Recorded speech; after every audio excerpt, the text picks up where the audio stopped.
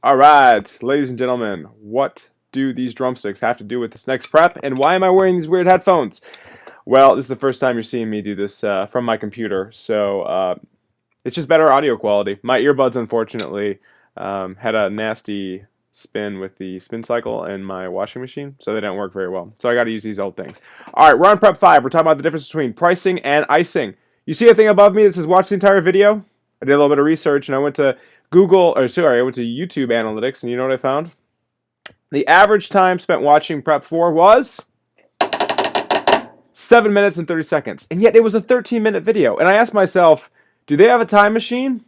Probably not. Something tells me you're fast forwarding through the preps, and that is not good. So I want to remind you at this time, if you are in fact fast forwarding and just writing things down that you see on the screen, that's not going to help you at all. You got to listen to the whole entire prep. 13 minutes out of your day is not asking a whole lot. So please take your time, watch the whole video. If you don't, it's really going to fall on you and not on me. So if you want to do poorly in this class, you can fast forward through the videos. And if you want to do well, take your time, watch it thoroughly, and make sure when you write things down, you go into detail. Because remember, each prep sets you up for this speech. All right, so what do these drumsticks have to do with anything? Let's find out. All right, I'm going to tap you a song. And I want to see if you can hear it, okay? And this all has to do with the difference between pricing and icing, okay? So I'm going to tap the song. Tell me if you know what it is. Ready? Wasn't a drummer. Ready?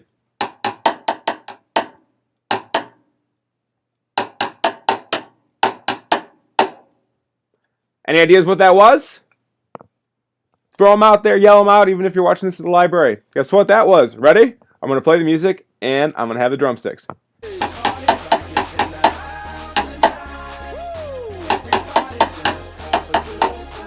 All right, so unless you've been living in a cave for the last 10 years, you know that's Party Rockers, right? But you know what's interesting? Is you probably were not able to detect that it was Party Rockers based on the drumsticks alone. Why is that? Well, because there was no background music, there was no guitar, there was no actual lyrics, right? Well, that's the major difference between pricing and icing. You see, when you are icing your sources, remember, this is like the drumsticks. It's one small part of your speech. But for your audience to fully understand what you're saying, you have to add in the background vocals, the actual vocals, or the lead vocals, right? The guitar, the synthesizer, everything else that makes a song what it is. And so, in just a minute, we're going to switch gears, and you're going to look at a Prezi.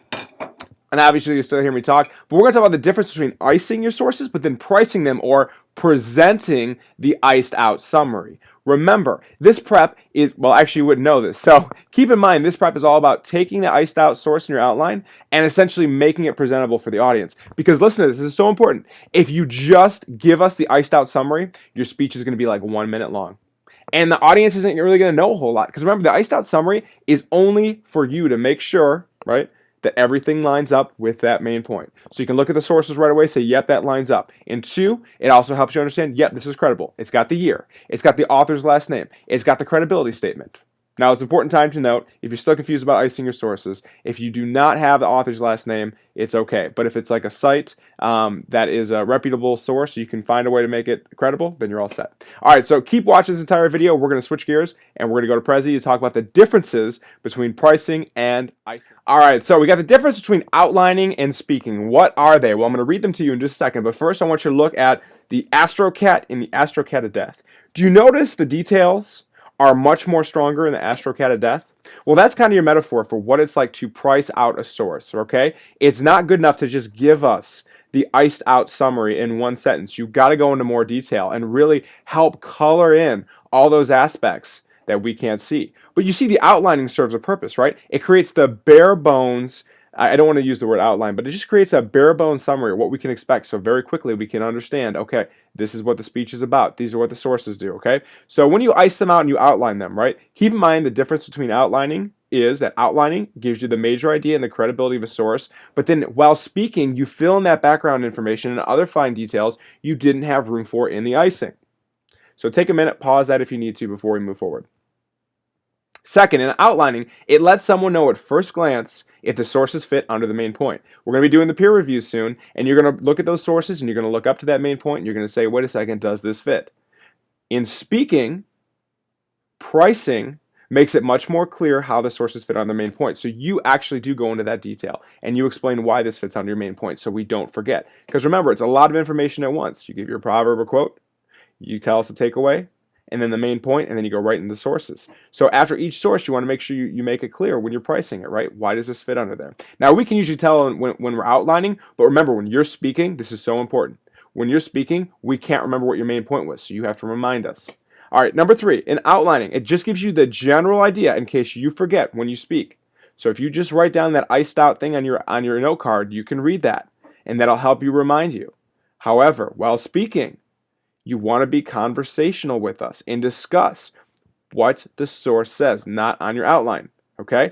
So let's just look at this one more time, okay? The AstroCat, just the outline. That's what it means to ice something out. You're just giving us the bare bones information so we can tell whether or not, 1, it's credible, 2, it fits under the main point, and 3, it gives you the general idea just in case you forget. You can write that on your note card, and then all those details will hopefully come back. Because when you're speaking, you give us that background information or the fine details I'm going to talk about in just a minute.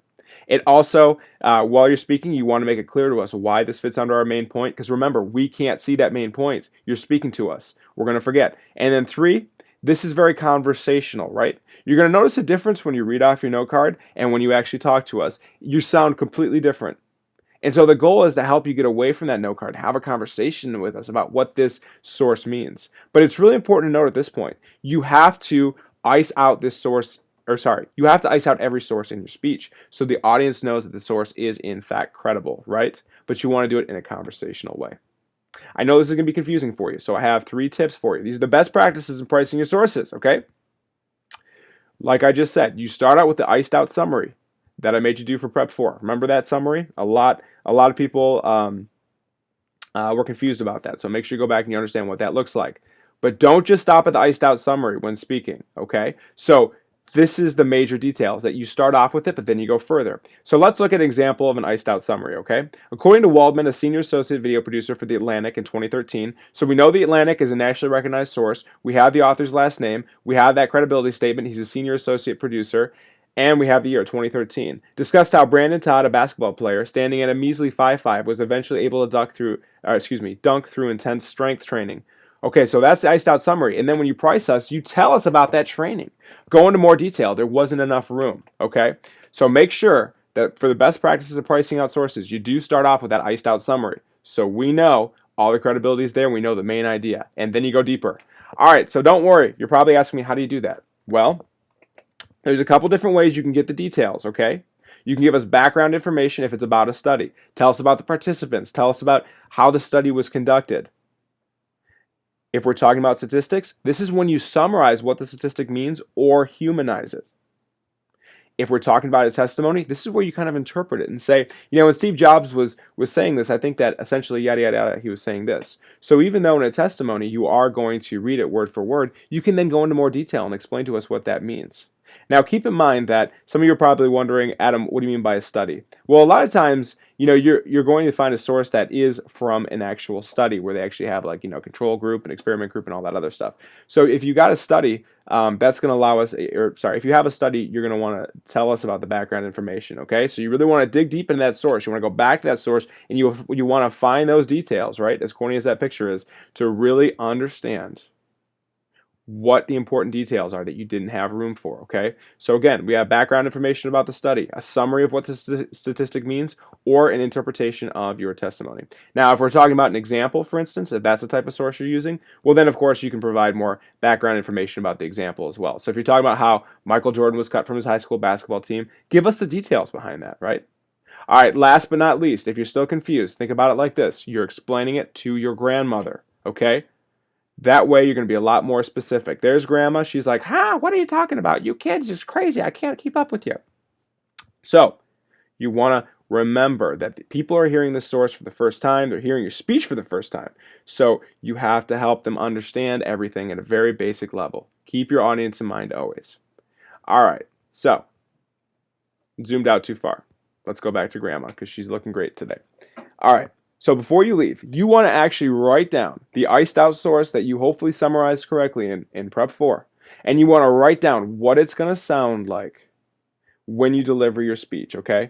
Just remember, you're not going to write your outline this way. You're going to ice out each specific source just like the examples on page 28 and 29. But then when you come to present your speech and you price these sources, that's when you give us that information. So I want you to practice finding the details that are very important for that source that you iced out so that you can practice in class. So we kind of have an idea of the difference between icing them out in your outline but then presenting those sources.